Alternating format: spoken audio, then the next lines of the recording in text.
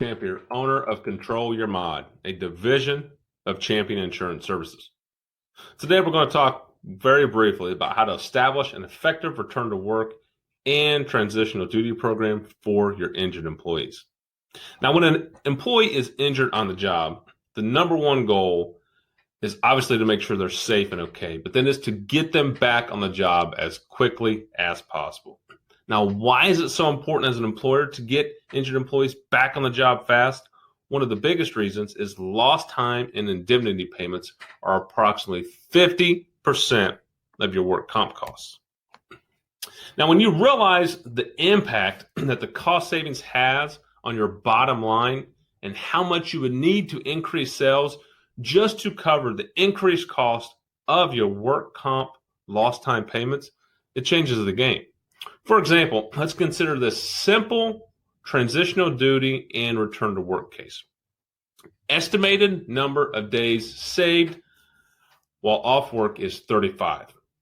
The estimated average of the indemnity cost per day, $250. So you add those up, it comes out to an estimated savings of returning an employee to transitional duty is $8,750. But then we have the cost of the replacement labor. So we'll say this comes out to $11,750. Okay, now let's look at this. Say your company's profit margin is 4%. With a 4% profit margin, you would need to increase sales $293,750 to replace the $11,750 on your bottom line. So in reality, the real business savings of saving those 35 days of lost work is close to $300,000. That's why it's so important we have this program in place to help get workers back on the job fast. And some of the other return to work benefits for employees, it helps them maintain their wage earning power.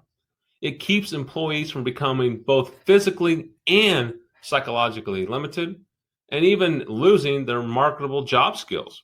It helps avoid clinical depression and a much less chance of prescription drug abuse. It helps maintain daily routine and connection to the job and coworkers.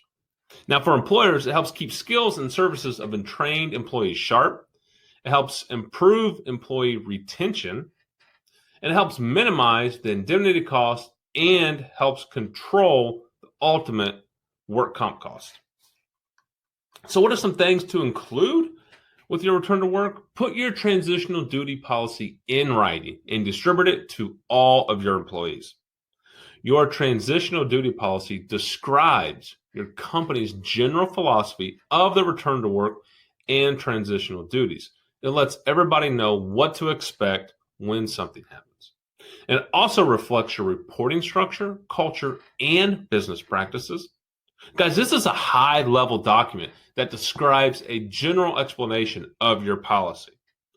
And the implementation details are completely spelled out in supporting guidelines, templates, and forms to make it easy for everybody to follow. Now, employees can return to work in one of two main ways. The first is modified work. If an employee returns to the original job with physical limitations, like they'll say, okay, you can go back to your normal job, but no lifting over 25 pounds, say after a back injury.